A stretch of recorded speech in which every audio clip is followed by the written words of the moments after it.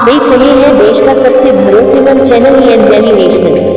मेरे भाई, मंत्री और मुख्यमंत्री बनने से ज्यादा नेता आपको बनना पड़ेगा।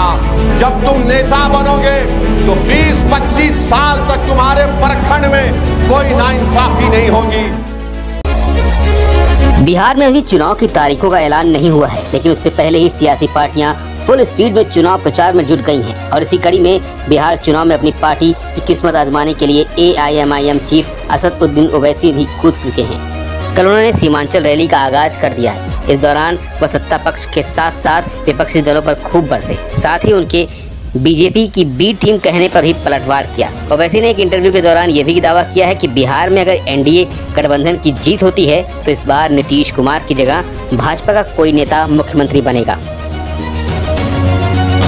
न्यूज चैनल आज तक से बात करते हुए ओवैसी ने कहा कि बिहार में अगर NDA की सरकार बनी तो इस बार नीतीश कुमार नहीं बल्कि बीजेपी का CM होगा। जब उनसे पूछा गया कि आप पर भाजपा की बी टीम बनने का आरोप लगता है, आप मुस्लिम वोट काटने के लिए बिहार आए हैं, तो उन्होंने कहा कि यह महज आरोप है। इसके साथ ही उन्होंने कहा कि सीमांचल की इंसाफ और तरक्की के लिए वो लड़ाई लड़ते रहेंगे। ये बात गलत है कि चुनाव का प्रचार आज से शुरू किया जा रहा है। चुनाव का प्रचार शुरू हो चुका है और हमारे अध्यक्ष अख्तर उल इमान साहब की लीडरशिप में काम चल रहा है।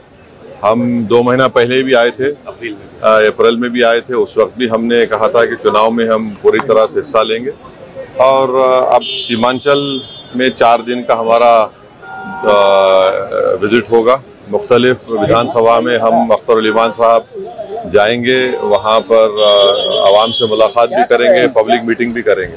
सर, क्या उम्मीद करते हैं? जैसे CWC का मीटिंग कल से हो रही है पटना में, बिहार चुनाव सामने है, घोषणा भी हो गई है। क्या लगता है इस बार चुनाव में किस तरह कदम जा सकते हैं? हमको हमारी पार्टी की फिक्र, हमारे कैंडिडेट्स की, हमारे उम्मीदवारों की हमको फिक्र है। उनको कामयाब करना हमारा मकसद है और उस सिलसिले में चाहे बिहार की में जो पीड़ित कमज़ोर लोग हों, जिसमें दलित, मुसलमान हैं, या फिर सीमांचल की डेवलपमेंट की बात हो या इंसाफ की बात हो, ये सब लड़ाई तो जनता ने देख लिया कि अख्तर उल इमान साहब एक अकेले विधायक रहते हुए भी उन्होंने बड़ी ही पुरजोर तरीके से और बड़ी बहादुरी के साथ, बेबाकी के साथ बिहार के लिए और ख़ासतौर सीमांचल की इंसाफ की लड़ाई लड़ी है। तो यही उम्मीद करते हैं कि आगे भी हम करेंगे। थर्ड फ्रंट की कोई उम्मीद है सर?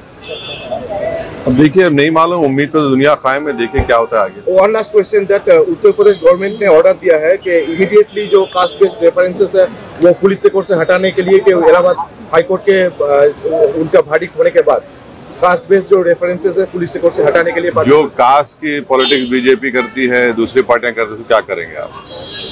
जो कास्ट के नाम पर सम्मेलन करते हैं उसको क्या करेंगे आप? वो देख लीजिए। सर, लास्टली सर, पाकिस्तान का प्लेयर के जिस तरह से बिहेव कर रहे हैं आजकल, आपने भी देखा लास्ट मैच में। एक बात सुनिए, हमने कहा कि हम मैच नहीं देखेंगे तो हम उस पर जवाब नहीं दे सकते, हम नहीं देख रहे हैं। वैसे आपको बता दें कि 2020 के विधानसभा चुनाव में ओवैसी की पार्टी ने सीमांचल में 5 सीटों पर जीत हासिल कर लोगों को चौंका दिया था। यह RJD के लिए झटका साबित हुआ था। हालांकि बाद में 4 विधायक RJD में शामिल हो गए। खैर, ये तो बात पुरानी रही और अब ओवैसी एक बार फिर अपनी पार्टी की किस्मत आजमाने के लिए बिहार में ताल ठोक रहे हैं। साथ ही ये दावा भी कर रहे हैं कि इस बार नीतीश कुमार बिहार के CM नहीं बनेंगे, लेकिन उनके दावे में कितना दम है ये तो वक्त ही बताएगा। फिलहाल के लिए बस इतना ही, बाकी अपडेट लिए बने रहिए।